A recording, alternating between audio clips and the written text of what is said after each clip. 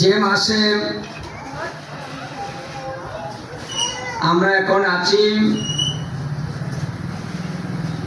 মাসটাকে সবাই মল মাস বলেই জানে, আমরাও জানি। মল শব্দের অর্থ কি? মল মানে ময়লা, অপরিষ্কার, অশুদ্ধ। তাহলে মাছটা অশুদ্ধ, মল তো যে মল ত্যাগ করা হয়, তাহলে এই মাসটাকে মল বলা হয়েছে। এই জন্য এই মাসে কি হয় না? দেবতার পূজা হয় না, বিবাহ হয় না, সৎকার্যগুলো হয় না। আর এই মাসে যদি ভালো কাজ না হয়, তাহলে এই মাসের যে অধিষ্ঠাত্রী দেবতা মলদেবী, তাহলে এই মলদেবীর মূল্য কি? কারো যদি গুরুত্ব না থাকে, সে যদি অপবিত্র হয়, অপবিত্রের তো মূল্য নেই, তাকে কেউ মান্য করবে না। তাই এই মলদেবী ভগবান বিষ্ণুর কাছে গিয়েছিলেন যে, হে প্রভু, তুমি সমস্ত কিছু সৃষ্টি করেছ, আমাকেও করেছ।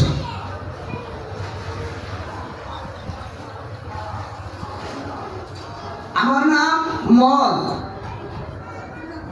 আমি অশুদ্ধ, আমার মাসে কোনো ভালো কাজ হবে না। তাহলে প্রভু আমি হলাম ঘৃণিত।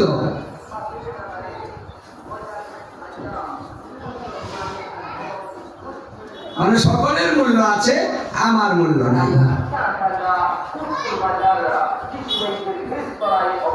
প্রভু একটা ব্যবস্থা করুন,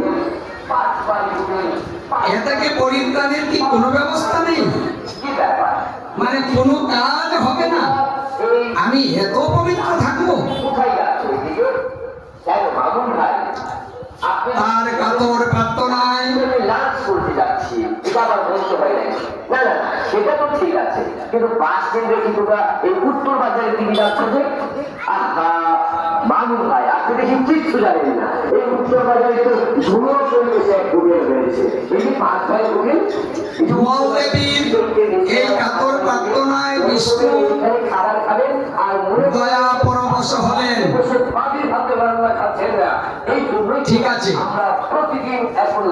আমি ব্যবস্থা করছি। যিনি সকলের পালন কর্তা, সকলের আশ্রয়দাতা, এই জন্য বিষ্ণু হলেন সদ্গুণের অধিষ্ঠিত। উনি সদ্গুণের অধিষ্ঠিত দেবতা। তাহলে সদ্গুণে বিষ্ণু পালন কর্তা, আমাদের সকলকে যিনি পরিচালনা করছেন, তিনি ব্যবস্থা করবেন। কি ব্যবস্থা করলেন? তিনি বললেন, হে মলদেবী, আমি তোমার এই মাসের আরেকটা নাম দেব। নাম তো মল, এখন থেকে আমি এই মাসের নাম দিলাম পুরুষোত্তম মাস। আমার নামে মানে ভগবান বিষ্ণুর, ভগবানের আরেক নাম পুরুষোত্তম, তাই তিনি নিজের নামে এই মাসের নামকরণ করলেন পুরুষ উত্তম। আমার নামে প্রসিদ্ধ হবে, এবং এই মাসে কোনো দেবী এবং দেবতার পূজা হবে না, বিবাহ কার্য হবে না, এইসব মাঙ্গলিক কার্য হবে না। তাহলে হবেটা কি? একটা স্পেশাল মাস। এই মাসটা হবে শুধু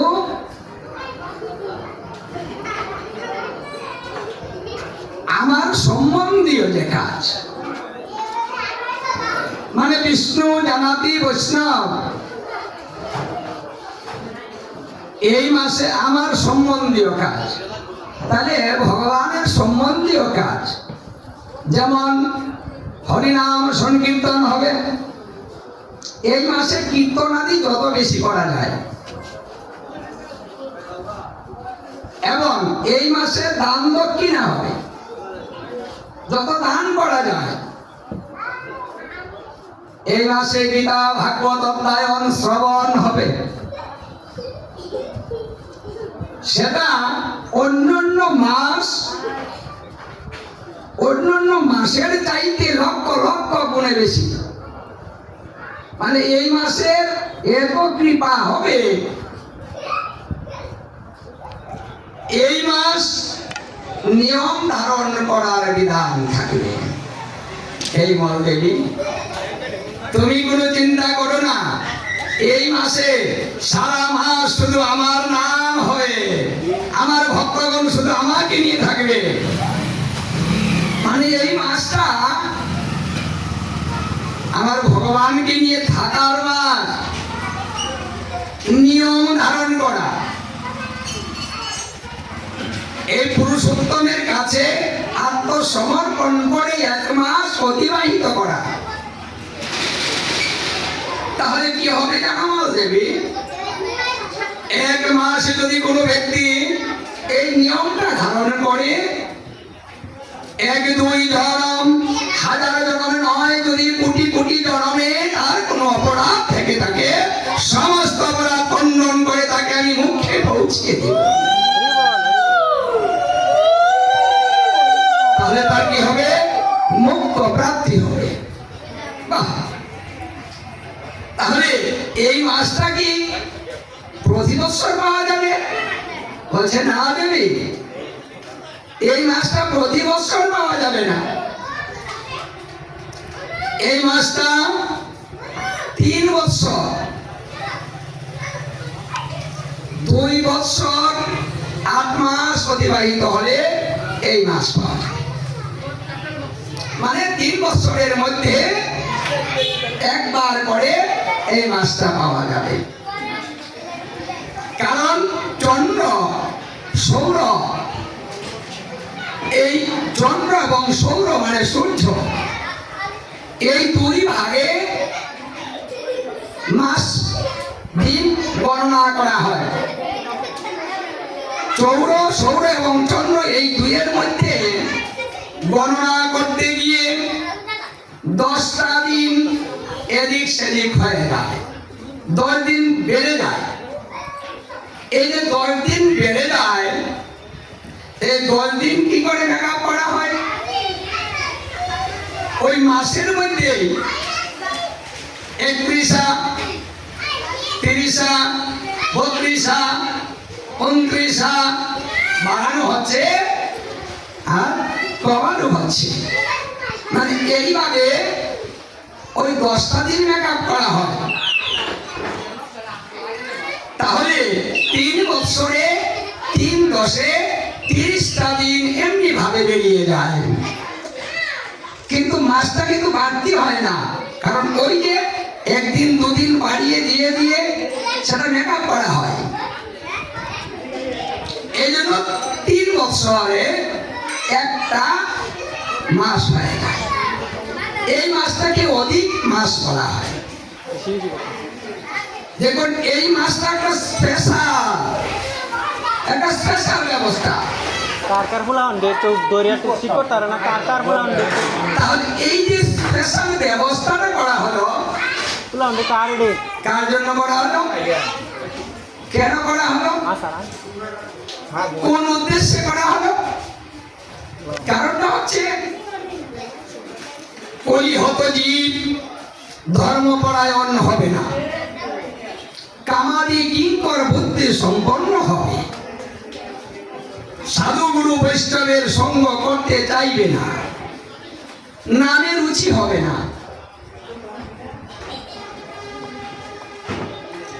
গীতা ভাগবত শ্রবণে আসবে না, ওরা প্রসাদ বুঝি হতে পারবে না।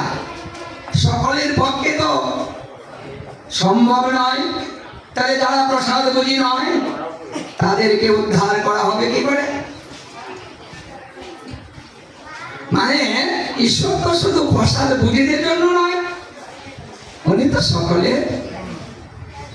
দেখুন, একটা পিতা মাতা শুধু তার ভালো সন্তানের চিন্তা করে না, দুষ্ট যে সন্তানটা আছে তার চিন্তাও করে, তার চিন্তাটাই বেশি করে।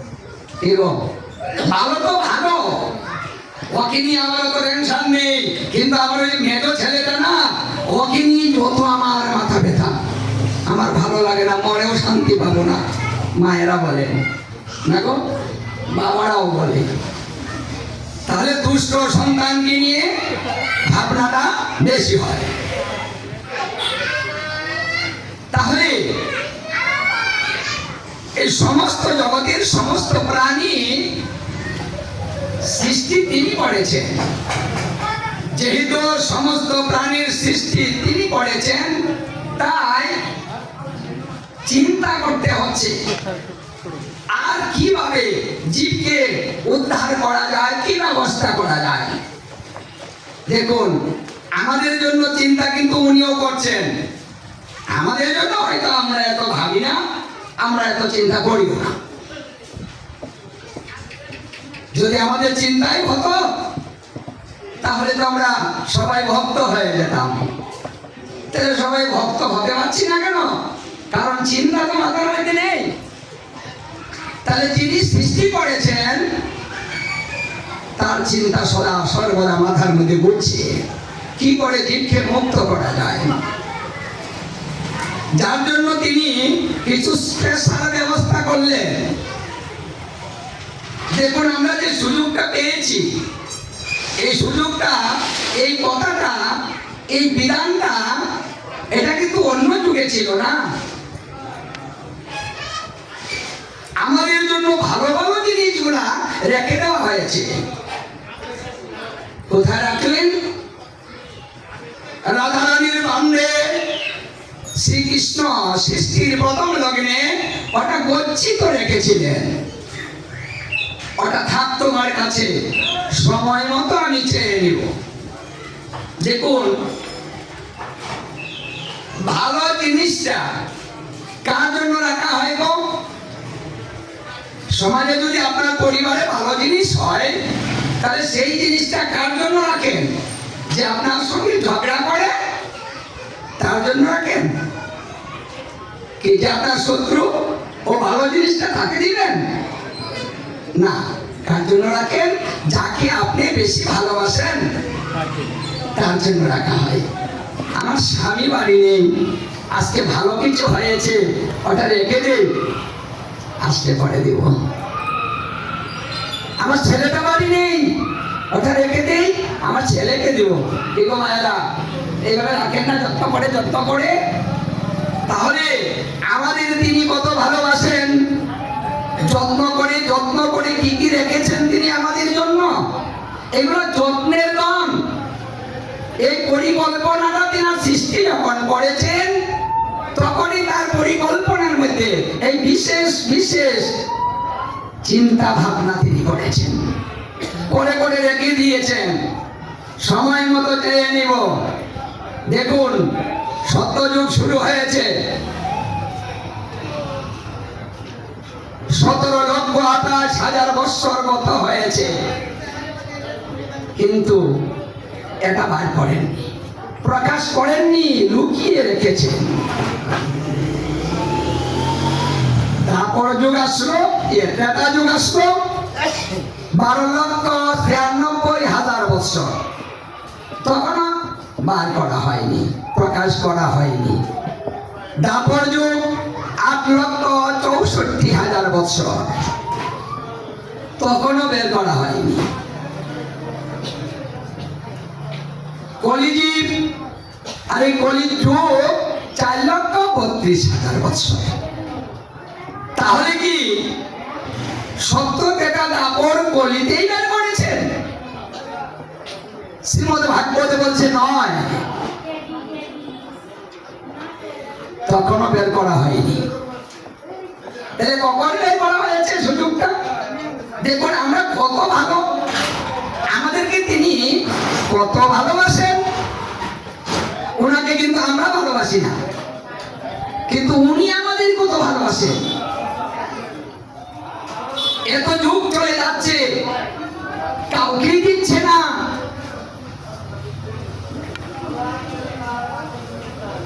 দেখুন, সত্য, ত্রেতা, দাপর, করি, চারটা যুগ। এই চারটা যুগ ৭১ বার যদি ঘুরে, চতুর্যুগ ৭১ বার ঘুরিলে একটা মনন্তরের কাল হয়। তাহলে প্রত্যেক যুগেই সুযোগ আসে না, প্রত্যেক কলিতেও সুযোগ আসে না। এবারের কলিতে যারা এসেছে সেটা অন্য কলিতে আসেনি। এই সুযোগটা সপ্তম মনন্তর। এই সপ্তম মনন্তরে অষ্টাবিংশ চতুর্যুগ যখন আসে, এই কলি আসে, সেই কলিতে সেই গচ্ছিত দল আমাদের জন্য বের করে দেন। তাওটা বের করে কাউকে দিয়ে পাঠান না, তিনি কি করেন? স্বয়ং নিজে এটা দেওয়ার জন্য কাউকে দিয়ে পাঠাননি, তিনি স্বয়ং নিজে এসেছেন। এই জগতে হরিনাম করিতে প্রচার, আপনি হইলেন প্রভু গৌরবতার। এই জগতে এই হরিনাম প্রচার করার জন্য তিনি গৌর রূপে অবতার গ্রহণ করলেন, গৌর অবতারে আসলেন। কেন আসলেন? আমাদেরকে কিছু দিবেন। কোন জিনিসটা নিয়ে এসেছেন? যে জিনিসটা রাধারানীর কাছে গচ্ছিত রাখা হয়েছিল, সেই ধন নিয়ে এসেছেন আমাদের দেওয়ার জন্য। যত সুযোগগুলো ছিল সমস্ত সুযোগ এবার নিয়ে আসলেন। কারণ এই জীবকে মুক্ত করতে হবে। আমাদেরকে তিনি এত ভালোবাসেন। আমরা ভাগ্যবান, ভাগ্যবতী যে এমন একটা যুগে আমরা জন্ম নিয়েছি, যে যুগে অল্প কিছু করিলে আমরা ভগবত ধাম চলে যেতে পারি। অল্প কিছু করিলে, বেশি কিছু নয়। যে কোনো সুযোগ, আপনি সারা বৎসর প্রসাদ বুঝি হতে পারলেন না, তাহলে আপনার জন্য 3 বছরে একটা মাস কিছু করতে পারছেন না, তাহলে একটা মাস পালন করুন। সবাই তো নিয়ম মাস করেন, নিয়ম মাসের চাইতেও এই মাসের মাহাত্ম্য বেশি। কারণ নিয়ম মাসটা সবাই চিনে জানে, এই মল মাস সম্বন্ধে সবাই জানে না, অবগত নয়। এই জন্য কিন্তু এই মল মাসটা সবাই করে না। কারা করে গো? যারা বৈষ্ণব হয়েছে, বৈষ্ণবরাই করে।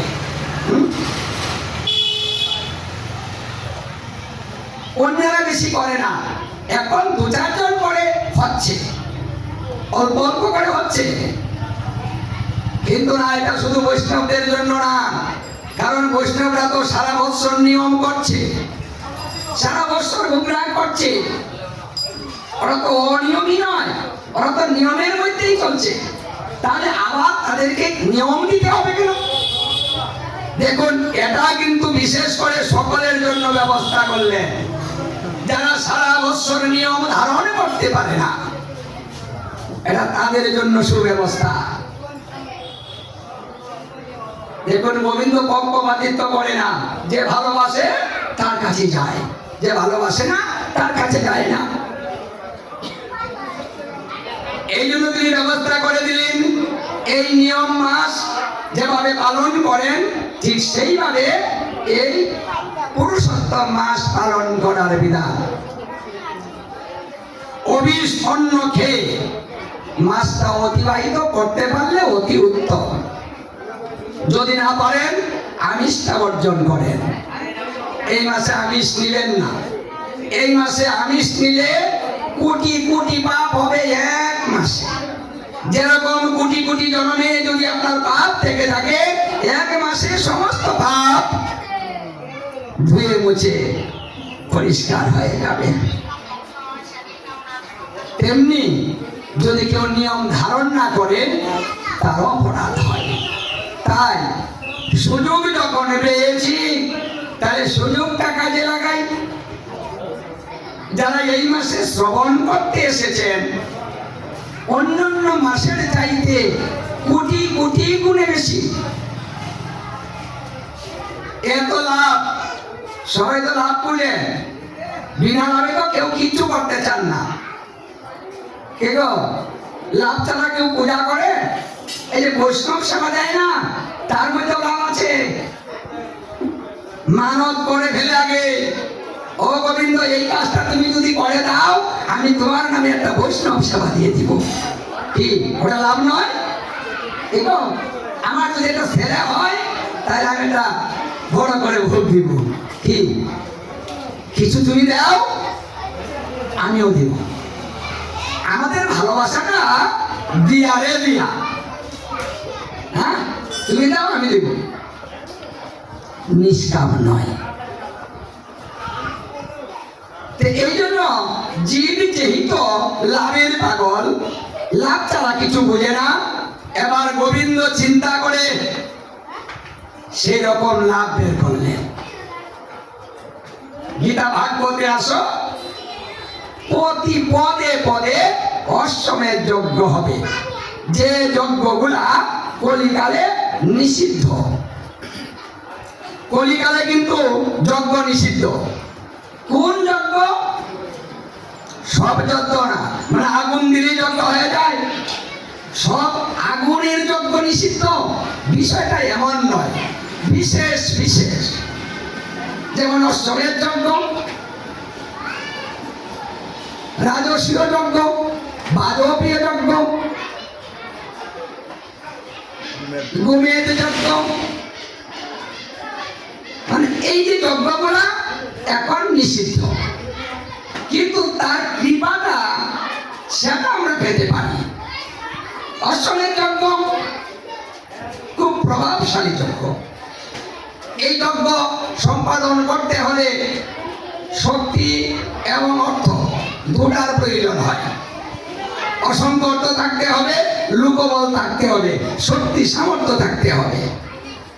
দেখুন আমরা সেই যজ্ঞটা এখন করতে পারি না, কিন্তু পারি না বিদায় তার ব্যবস্থা আছে। কি আছে? গীতা ভাগবতে যাবেন, নাম সংকীর্তনে যাবেন এবং বৈষ্ণব সেবায় যাবেন। প্রতি পদে পদে একটা করে অশ্বমেধ যজ্ঞ হয়ে যাবে। হরি বল, হরি বল। কি তাহলে লাভ হয়নি? লাভটা কম হলো। উনি কম দিয়েছেন। উনি যদি বলতেন যে তুমি ভাগবতে যাবে, তোমাকে কি দিলে তুমি খুশি হবে বলো? যদি আমাদের চাইতে বলতেন যে চেয়ে নাও, আমরা কি এটা চাইতে পারতাম? এত বড়টা চাইতে পারতাম? পারতাম না। কিন্তু দেখুন, যাওয়ার পূর্বেই পেয়ে গেলাম। তারপরেও দেখেন গীতা ভাগবতে আসতে চায় না। দেখেন না, ঘরে ঘরে বসে আছে, রাস্তায় রাস্তায় ঘুরছে, মোবাইল দেখছে। ভালোবাসা মোবাইলের ভিতরে ঢুকে পড়েছে, ডাকেন শুনবে না।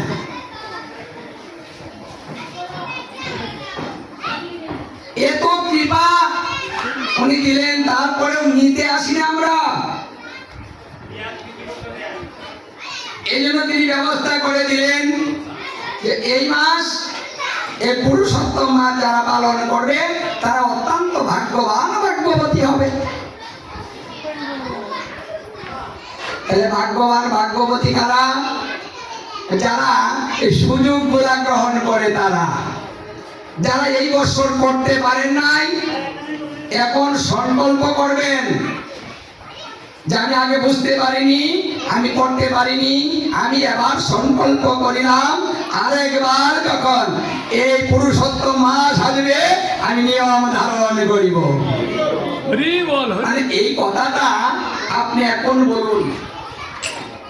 আপনি এখন বলতে পারেন যে আরে 3 বছর বাঁচবো কিনা তার তো ঠিক নেই, তাহলে আজকে বলে লাভ কি? হ্যাঁ, বলে লাভ আছে। চিন্তার দ্বারাতে ধর্ম হয়, সংকল্পের দ্বারাতে ধর্ম হয়। এটা সুযোগ আমাদের। যারা আজকে বলবেন যদি করতে না পারেন 3 বছরের মধ্যে মৃত্যু হয়ে যায়, হতেও তো পারে, আমাদের তো নিশ্চয়তা নেই কদিন থাকবো আমরা। এই সংকল্পের দ্বারাতে তার আগে চলে গেলেন, তাহলে ওই মাসটা করিলে আপনি যে ফলটা প্রাপ্ত হতেন, যে পাপটা বিনষ্ট হতো, সেই বিনষ্টটা মৃত্যুর পরে সঙ্গে সঙ্গে হয়ে যাবে। এটা চিন্তার দ্বারাতে ধর্ম। তাই সংকল্প করিলে লাভ হয়। কি কথাটা কি ভালো হয় নাই? সহজ হয় নাই? উনি কি ভালো চিন্তা করেননি আমাদের জন্য? উনি তো জানেন যে জীবের তো যে কোনো সময় চলে যেতে পারে, তাই ব্যবস্থাটাও ভালো করে দিলেন। তাই প্রতি সময় সংকল্প নিয়ে ঘুমেন, চিন্তা নিয়ে ঘুমেন। রাত্রে ঘুমাবেন, একটা চিন্তা নিয়ে ঘুমাবেন, বৈষ্ণব সেবা দিব, ভাগবত আয়োজন করব, একটা নাম সংকীর্তন দিব। কি রাতে শুয়ে আছেন না, ওই চিন্তা করতে করতে করতে করতে ঘুমিয়ে যান। কিন্তু এই চিন্তা নিয়ে ঘুমাবেন।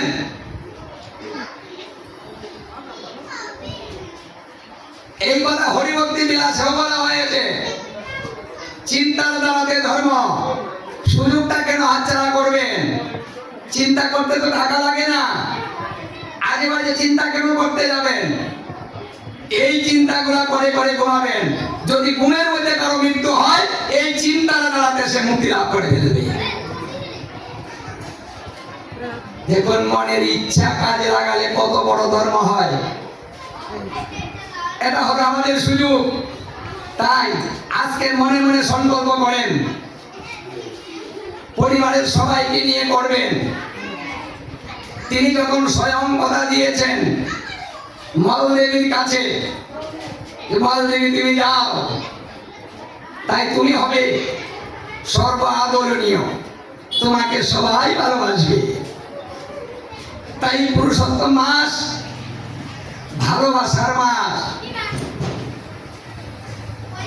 গোবিন্দের কাছে থাকার মাস। চিন্তার দ্বারাতে তার কাছে অবস্থান করতে হবে, এটা সেই মাস। তাহলে এই মাসে যারা এই ভাগবত শ্রবণের আয়োজন করে তারাও ধন্য, কারণ এই কাজটা তো সবাই করতে পারবে না, সব জায়গায়ও হবে না। যারা শ্রবণ করবে তারাও ধন্য, আয়োজন করবে তারাও ধন্য, যারা এখানে আর্থিকভাবে সহযোগিতা করবে তারাও ধন্য। কারণ ভালো কাজে অর্থ ব্যয় সবাই করতে পারে। অর্থ রোজগার করাটা একেবারে সহজ, কিন্তু ব্যয় করাটা সহজ না, ওটা কঠিন। আপনার বিচার হবে এই জায়গায়, টাকা দিয়ে কি করলেন হিসাব নিকাশ আছে, হিসাব হবে। এই জন্য যত দান দক্ষিণা করা দরকার এই মাসে করবেন, এবং ভক্ত সেবায় অর্থগুলা ব্যয় করবেন এই মাসে। যেখানে হচ্ছে সেখানেই কিছু না কিছু দিয়ে অংশগ্রহণ করুন, সুযোগ আছে। তাই এই মাসটায় অন্য কিছু না হলেও আমার গোবিন্দের সবকিছু হবে। গোবিন্দের সেবা দিয়ে সমস্ত কার্য সম্পাদন করতে পারবেন, কিন্তু অন্য কোনোভাবে হবে না। তাই এই মাসটা কোনো ব্রাহ্মণ কোনো কাজ করতে পারবে না, কারণ দেবতার কাজ নেই, ব্রাহ্মণেরও কাজ নেই। সে যদি গোবিন্দের ভক্ত হয় তাহলে প্রতিদিনই ভগবানকে ভোগ দিয়ে সমস্ত কার্য করতে পারবে, না হলে এই মাস কোনো কার্য করতে পারবে না, সমস্ত কার্য নিষিদ্ধ। এটা মল চান্দ্র, দেখবেন পত্রিকায় লেখা আছে মল চান্দ্র, শুক্রপক্ষ কিন্তু মল চান্দ্র। এখানে গৌণ বা মুখ্য এই দুটা কথা কিন্তু লেখা নেই, এটা মুখ্য না গৌণ না। তাই এই মাসে শুধু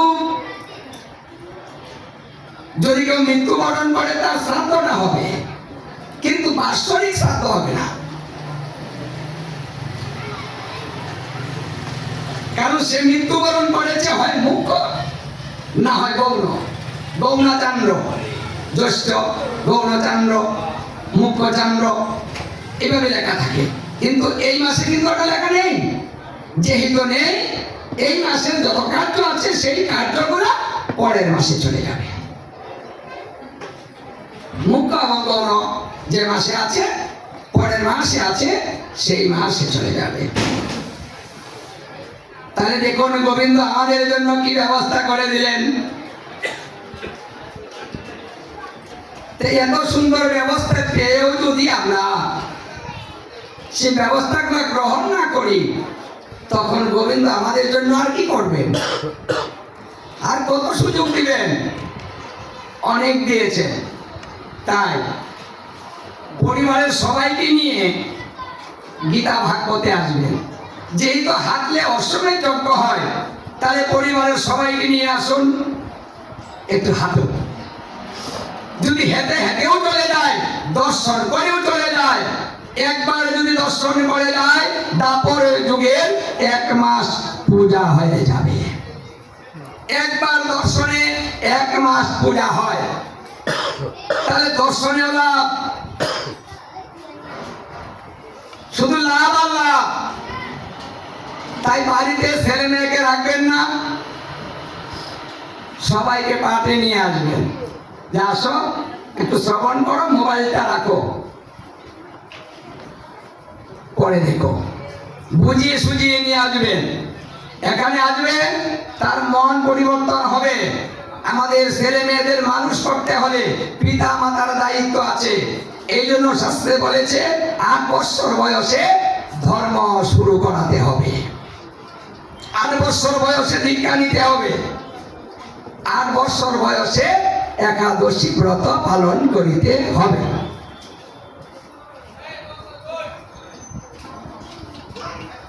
8 বছরের পূর্বে একটা সন্তান, ছোট বাচ্চা যত পাপ করে সমস্ত পাপ ক্ষমা করা হয়। ছোট বলে, অবুঝ, বুঝে না বলে তার অপরাধগুলো ক্ষমা করা হয়।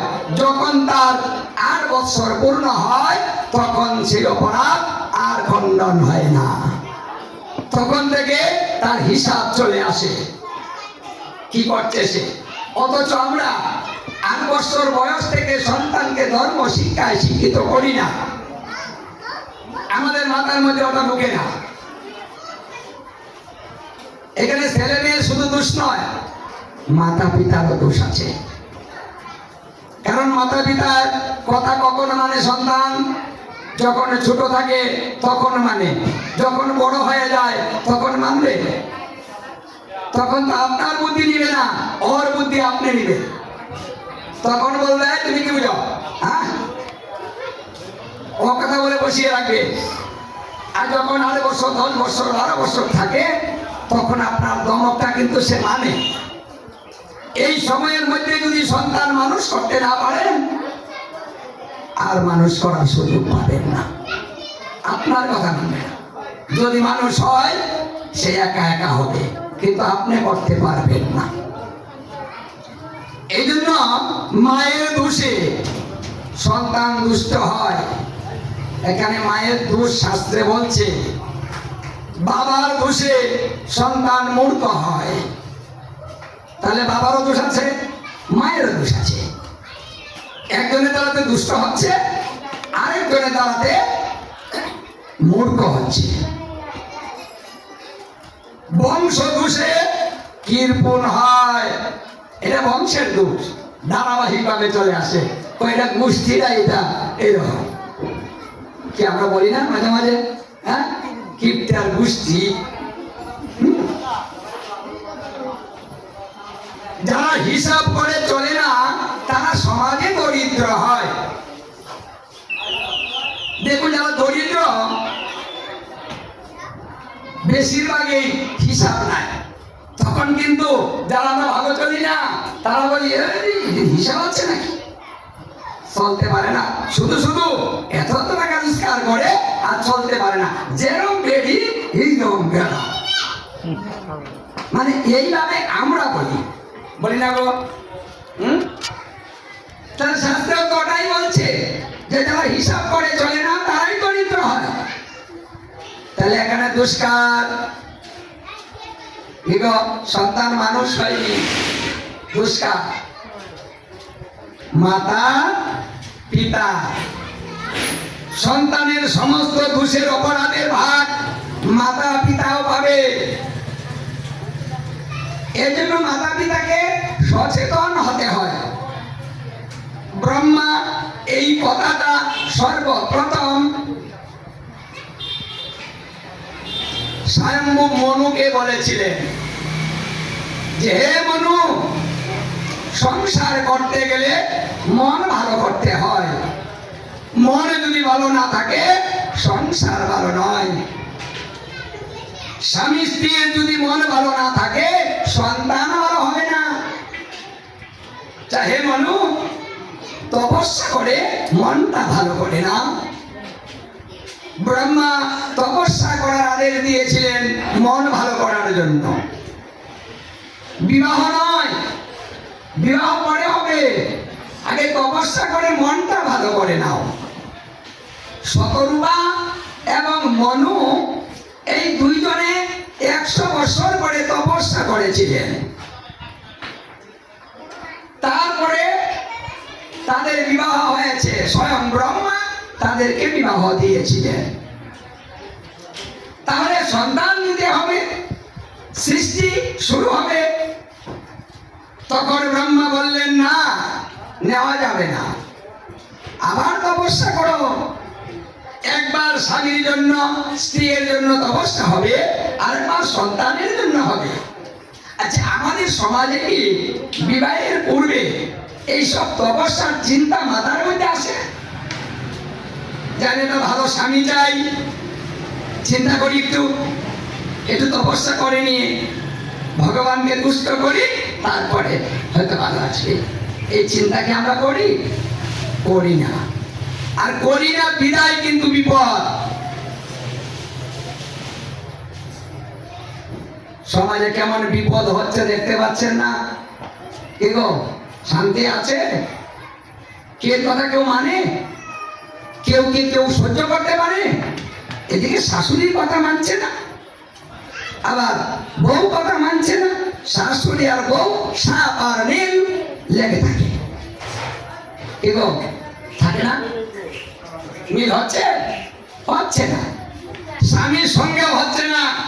স্বামী আছে বিপদে, কোথায় যাবে? যদি মার পক্ষে কথা বলে ওদিক দিয়ে খেটে যাবে। স্বামীরা কিন্তু মহা বিপদে, বলতে পারে না, কাউকে ফেলে দিতে পারছে না, তো কষ্টে আছে। সমাজটা খুব কষ্ট নিয়ে আমরা পার করছি। জীবনটা এমনি চলে যাচ্ছে না, কষ্টের মাধ্যমে যাচ্ছে।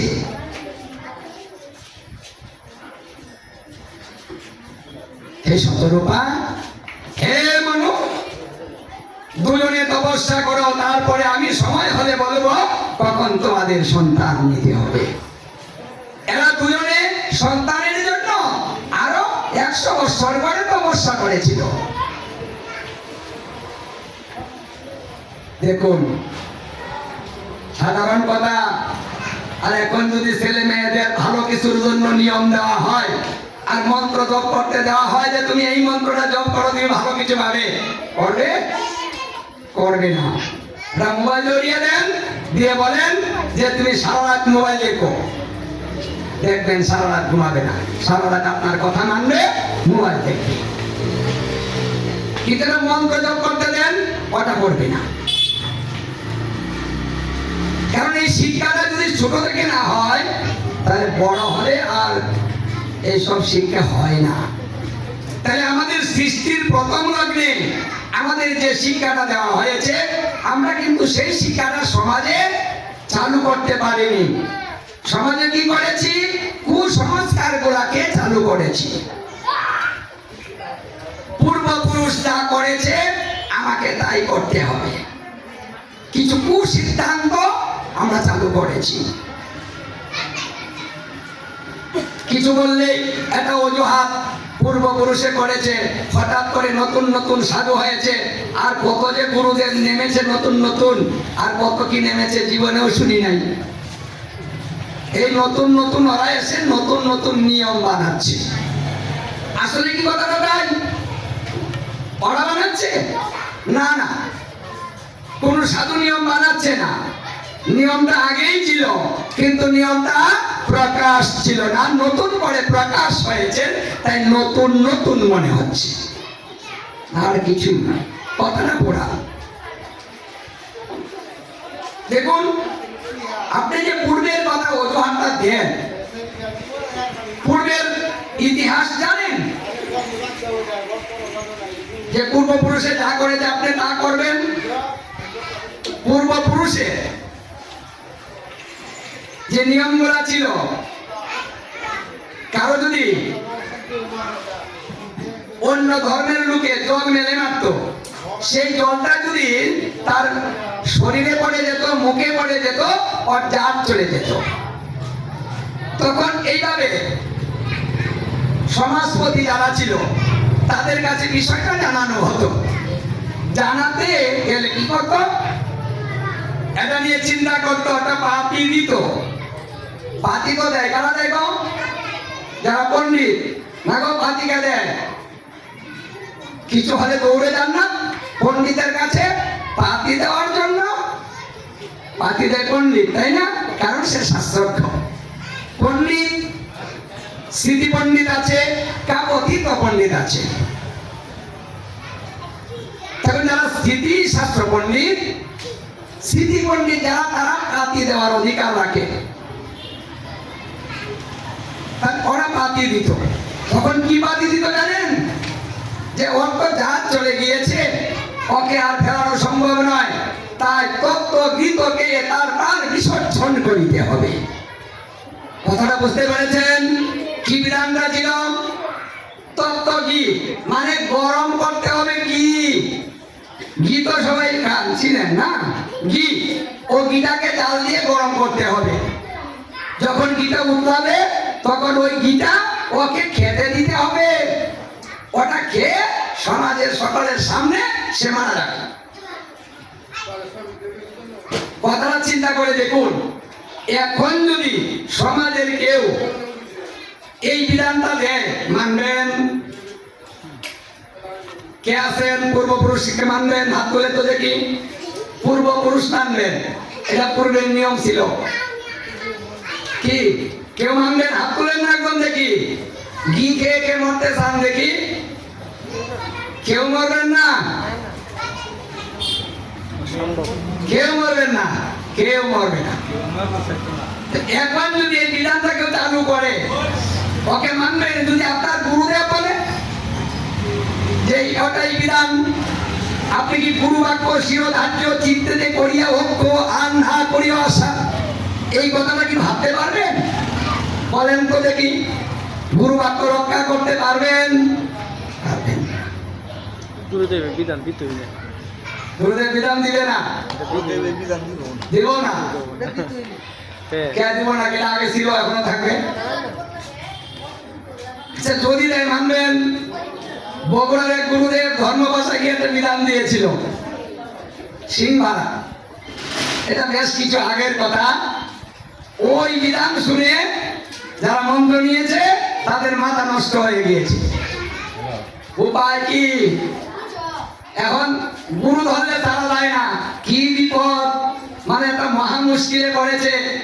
কিন্তু মুশকিলে পড়েও বলছে যে না, এই বিধান মানা সম্ভব না, দরকার করলে গুরু ছেড়ে দিব, কিন্তু গুরুদেবের বিধান মানবো না। বাহ, আমি ওখানে একটা মাঠে গিয়েছিলাম, তখন এই জিজ্ঞাসা করলো যে এই ব্যাপার। আমি বললাম তাহলে এই বিধানটা কি শাস্ত্রগত নাকি? না, শাস্ত্রগত না, তাইলে তো আমার বিধানটা শাস্ত্রগত না। হরে কৃষ্ণ।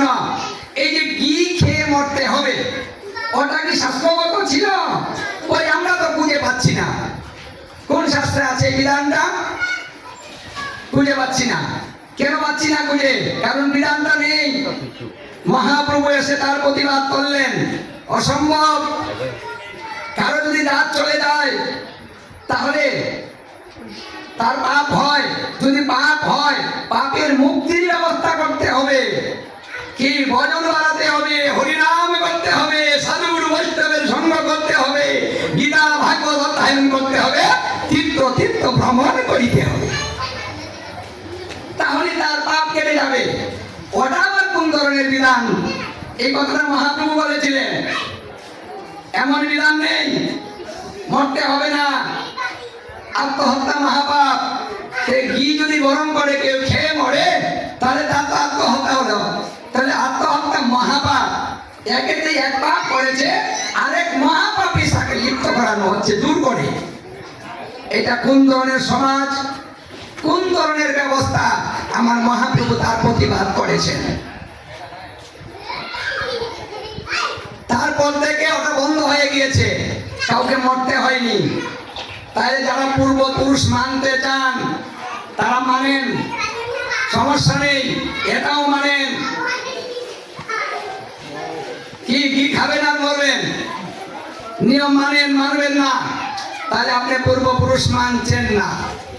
বেছে বেছে ধর্মের মধ্যে পূর্বপুরুষ, আর কোথাও পূর্বপুরুষ নাই।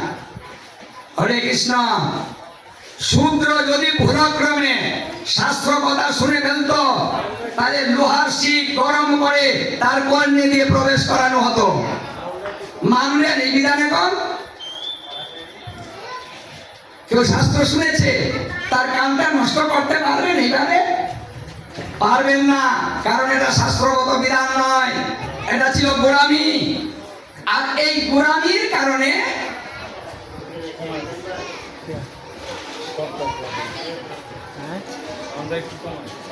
এই গোড়ামির কারণেই আজকে আমাদের এই অধপতনের মূল কারণ। গোড়ামি কখনো ধর্ম হয় না।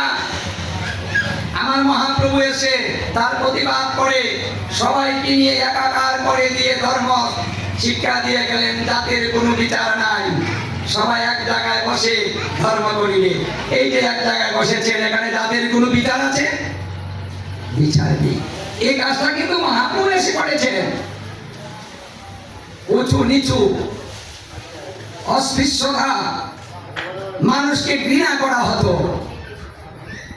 আর সেই সমাজে সেই লোকগুলা, ঘৃণিত লোক, দলে দলে ভিন্ন ধর্মে গিয়ে তারা যোগ দিয়েছে। কারণ যে ধর্মে আমাদের অধিকার নেই, সেই ধর্মে আমরা থাকবো না। তাহলে আমরা ধর্মটাকে নষ্ট করেছি নিজেরা। আর যারা নষ্ট করেছে, সবার উপরে বসে কাঁঠাল ভেঙে খেয়েছে, আজও তারা মাথায় থাকতে চায়। সচেতন হন, আমার মহাপ্রভুর ভাবে আসুন, আমার মহাপ্রভুর কথা শুনুন। কঠিন কোনো বিধান নেই, কঠিন কোনো ভেদাভেদ নেই, সবাই সঙ্গে ভালোবাসা, মানে সবাইকে নিয়ে ভালোবেসে ধর্ম করব। আপনি যা খুশি তাই করেন, কিন্তু ভেদাভেদ করবেন না। এটা আমার মহাপ্রভুর শিক্ষা। যারা মহাপ্রভুকে মানেন তারা মহাপ্রভুর আদেশ নির্দেশ আচরণ পালন করবেন। আর যারা অন্যান্য বিধানে চলেন চলেন, ওটা নিয়ে আমার কোনো কথা নেই, কিন্তু গোড়ামি নিয়ে আমাদের কথা আছে। আমার মহাপ্রভু গোড়ামি তুলে দিয়েছেন, তাই এখন আর গোড়ামি চলবেন না। আমার মহাপ্রভু সজীবতা শিক্ষা দিয়েছেন। বৈষ্ণব ধর্ম হচ্ছে সজীবতার ধর্ম, সেই তত্ত্ব শিখিয়েছেন। এখন বৈষ্ণবের মধ্যেও যদি গোড়ামি চলে আসে, তাহলে বৈষ্ণবের অধপতন হবে। যারা পূর্বে পূর্বে গোড়ামি করেছে, তাদের কিন্তু অধপতন হয়েছে। কি তাদের পাওয়ার আছে? এখন পাওয়ার নেই। এখন পাওয়ার কার? বৈষ্ণবের। হ্যাঁ, বৈষ্ণবের মেলা পাওয়া বৃন্দাবনতে আসে, কি দাম কিন্তু ওরা মায়েরা দাম না, হ্যাঁ দেখা করে যায় না, প্রণাম করে যায় না, কি দাম। এখন যদি বৈষ্ণবের মধ্যে গোড়ামি আর দলাদলি হিংসা বিদ্বেষ চলে আসে, তাহলে দেখা যাবে আস্তে আস্তে আবার অন্যদের কাছে সেই পাওয়ারটা দিয়ে দেওয়া হবে, বৈষ্ণবকে কমিয়ে দেওয়া হবে। তাই কলিকালে যত গণায়িত হবে, মর্কট বৈষ্ণব বাড়িতে থাকিবে। এই কথা কে বলেছে? বৃহৎ নারদীয় পুরাণের 38 অধ্যায়ে লিপিবদ্ধ আছে। কলিকালে যত গণায়িত হবে,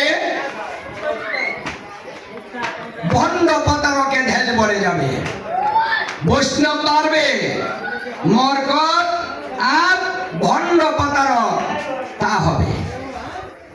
আমাদের মহাপ্রভুর বাহিরে যদি চলে যায়, তাহলে আমাদের বিপদ। আমরা যা কিছু করব সমস্ত কিছু মহাপ্রভুর ভিতরে, তার আচরণ থেকে আমাদের শিক্ষা নিয়ে সেটা করতে হবে। তাই আমাদের মধ্যে একাত্মতার প্রয়োজন, বিদ্বেষ নয়, একাত্মতা, ভালোবাসা, প্রেম ভালোবাসা তত্ত্বই আমার মহাপ্রভু শিখিয়েছেন। তাই আসুন আমরা ভেদাভেদ ভুলে গিয়ে সবাইকে সবাই ভালোবাসবো, কারো অমঙ্গল কামনা করব না। গোবিন্দ বলেছেন যে অন্যের মঙ্গল কামনা করে, তার মঙ্গল কামনা আমি স্বয়ং করে দিয়ে থাকি। বাহ, সোজা কথা। তাই আজকে আলোচনা বেশি করতে পারছি না, আজকে রাত্র হয়েছে বেশি, আর একাদশী করেছেন, আজকে হরিবাসর তিথি, খুব উত্তম একটা তিথিতে আজকে প্রথম শুরু হয়েছে। শুরুটা কিন্তু দারুণ হয়েছে, একাদশী তিথিতে শুরু হয়েছে। একাদশী তিথি, হরিবাসর তিথি, এটা এমনি ভালো। তার মধ্যে পুরুষোত্তম মাস এই আয়োজন করা হয়েছে। কালকে হবে, কদিন হবে গো? 5 দিন। তাহলে আজ থেকে 5 দিন, আজকে চলে যাচ্ছে একদিন, আরো আছে 4 দিন। তাহলে আপনারা বিশেষ একটা এই সুযোগ পেয়েছেন, এই 5 দিন এই পুরুষোত্তম মাসে এই উত্তম কথাগুলো শ্রবণ করার সুযোগ পেয়েছেন এই 5 দিন। তাই এই 5টা দিন একটু নিয়ম ধারণ করুন, এই 5টা দিন সময় মতো আসুন, এই 5টা দিন মন দিয়ে শ্রবণ করুন। পদ্মপুরাণ উত্তরাখণ্ডে যমরাজ স্বয়ং বলেছেন, যদি সাধুগুরু বৈষ্ণবের কোনো কথা সেই মুখনিসৃত বাণী থেকে একটা কথা কোনো ব্যক্তি তার জীবনে পালন করতে পারে, তাহলে সেই ব্যক্তি যমালয়ে প্রবেশ করবে না। এই কথা যমদূত স্বয়ং নিজে বলেছেন। তাহলে যেখানে সাধুগুরু বৈষ্ণব সমাগত হয়, যেখানে গীতা ভাগবত শ্রবণের ব্যবস্থা হয়, সেখান থেকে একটা কথা নিবেন, 2টা কথা নিবেন, নিয়ে রেখে দিবেন, পালন করার চেষ্টা করবেন, তাহলে আপনার কাছে যমদূত প্রবেশ করিতে পারিবে না। এই কথা স্বয়ং তিনি বলেছেন। তাহলে এই যে সুন্দর সুযোগ, আসুন না আমরা সবাই মিলে এটাকে আরো সুন্দরতা করি, সবাই মিলে একটু সহযোগিতা করি, যেন এটা আরো প্রাণবন্ধ হয়। কারণ এটা একার কাজ নয়, ভক্ত দিয়ে ভগবান, ভক্ত নাই ভগবান নাই, যেখানে ভক্ত সেখানে ভগবান। এই কথা স্বয়ং তিনি বলেছেন যে নাহং তিষ্ঠামি বৈকণ্ঠে যোগিনা হৃদয়ে নচ, মদ ভক্ত যত্র গায়ন্তি তত্ত্ব তিষ্ঠামি নারদ। তাহলে ভগবান কোথায় থাকেন? স্বয়ং নারদের কাছে বলে দিয়েছেন, আমার ভক্তগণ যেখানে সমাগত হয়ে আমার গুণ কীর্তন করে আমি সেই জায়গায় অবস্থান করি, সেটাই আমার বাড়ি। নিজের বাড়ি নাই, ভক্তের বাড়ি আমার বাড়ি। তাই ভক্ত যেখানে থাকবে তিনি সেখানে থাকবেন, কথা দিয়েছেন। তাই এখানে এই যে প্রতিদিন এখানে উনি আছেন, কিছু বলতে চান এখানে মনে মনে বলুন, তিনি শুনবেন। এই 5 দিনের জন্য এখানে নিমন্ত্রণ হয়েছে, তিনি এখানে থাকবেন, সবার কথা শুনবেন। জুড়ে বলতে হবে না, মনে মনে বলুন কি বলতে চান। মানুষের কাছে বলবেন না, কাউকে বিশ্বাস করবেন না, কারণ বিশ্বাস বলতে কাউকে করা যাবে না। 3 জন ভিন্ন। কাকে বিশ্বাস করবেন? সমাজের 3 জন, পরিবারের 3 জন, জীবনের 3 জনকে বিশ্বাস করবেন। 3 জন ব্যক্তি কে গো? দেখুন, তিনি হলেন গুরু, গৌর, গোবিন্দ। এই 3 জনকে বিশ্বাস করে মনের কথা বলবেন, আর কারো কাছে বলবেন না, তাহলে কিন্তু জলে পড়ে ভস্ম হয়ে যাবেন। শেয়ার করবেন না, এখানে শেয়ার করবেন। তাই যত দুঃখ, জ্বালা, যন্ত্রণা, ব্যথা, বেদনা আছে, সমস্ত কিছু নিয়ে সন্ধ্যায় 8টায় সবাই এখানে চলে আসবেন। এখানে এসে মনে মনে বলতে থাকুন, গৌর হরিবল। উনি শুনবেন, ব্যবস্থা করে দিবেন। দেখবেন আনন্দে আপনার সংসারটা ভরে গিয়েছে। মনে যদি আনন্দ থাকে, ধর্ম করতে ইচ্ছে হয়। আনন্দ না থাকলে কি ধর্ম আসে? আসে না। যুগটা হচ্ছে কলি। কলি শব্দের অর্থ হচ্ছে কলহ। এই যুগটা হচ্ছে কলহের যুগ। এই কারণে সংসারে ঝগড়া বেশি, স্বামী স্ত্রীর মধ্যে ঝগড়া বেশি। ওটা কিন্তু এত আগে ছিল না, এখন বেড়েছে। কি গো, বউ শাশুড়ির সঙ্গে ঝগড়া, আগে তো হয়নি। আগে শাশুড়ি যা বলেছে বউটা শুনতো, মানে উত্তর দিত না। যদি তারপরে দিত, তাও বউ চুপ করে থাকতো। আর এখন কি করে জানেন? শাশুড়ি কি কি বলে, বউ রেকর্ডিং করে, লুকিয়ে লুকিয়ে ভিডিও করে। তারপরে স্বামীর কাছে বলে, দেখো তোমার মা কি করে, তুমি তো বিশ্বাস করো না। মানে বিনিয়ে বিনিয়ে বলে। আজকে নগদ আমাদের গ্রামে হয়েছে এটা। একজনে বুঝলইব না। দেখুন, তাহলে ওটা কিন্তু আগে ছিল না। তাহলে পরিবর্তন এসেছে কার কারণে? যুগের কারণে। যেহেতু এই যুগটা যত গণায়িত হবে, এটার মাত্রা তত বাড়তে থাকবে। সংসার বেশি দিন করতে পারবেন না, অল্প দিনই ভেঙে যাবে। আত্মকলহটা এমন পর্যায়ে চলে যাবে। তাই আসুন, ওই পর্যায়ে যাওয়ার পূর্বে সন্তান মানুষ করুন, নিজে মানুষ করুন। আসুন আমরা সবাই মিলে আমার গৌড়ে যে ধর্ম শিক্ষা দিয়েছেন, সেই শিক্ষায় শিক্ষিত হয়ে আমরা এই সুদূর্লভ মনুষ্য জনম সার্থক করি। হরে কৃষ্ণ, জয় রাধে রাধে। রাধে শ্যাম, জয় জয় গীতা ভাগবত গীতি ব্রহ্মানন্দে। হরি হরি বল, হরি বল। শেষ করে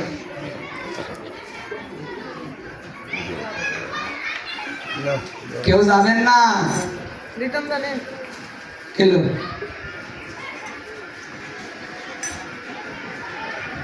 কেউ যাবেন না? শেষ করে যাবেন।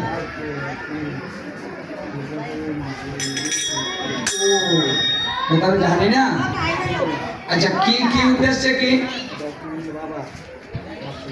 তুহিনের বাবা, এই যে আপনাদের মধ্যবাজারের তুহিন সাহা, এই তুহিনের বাবার বাৎসরিক আগামী করল।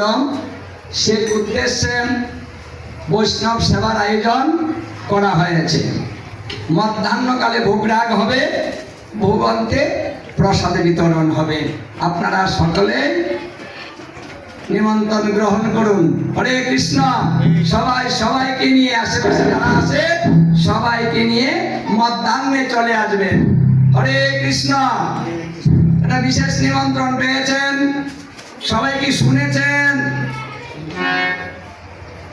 সবাই শুনেছে কিনা বলতেছে না তো, সবাই বুঝতেছেন? শুনেছেন? হরে কৃষ্ণ। আর রাত্রে 8 ঘটিকায় শুরু হবে, সেটা মাথায় রাখবেন, সেইভাবে চলে আসবেন। হরে কৃষ্ণ। কাজে কেরাই করুন কি কালকে আমি অদম তারপর জানি না। অদম, জানি আমো। আমরা যাও। এবার যাবো তাই। হ্যাঁ।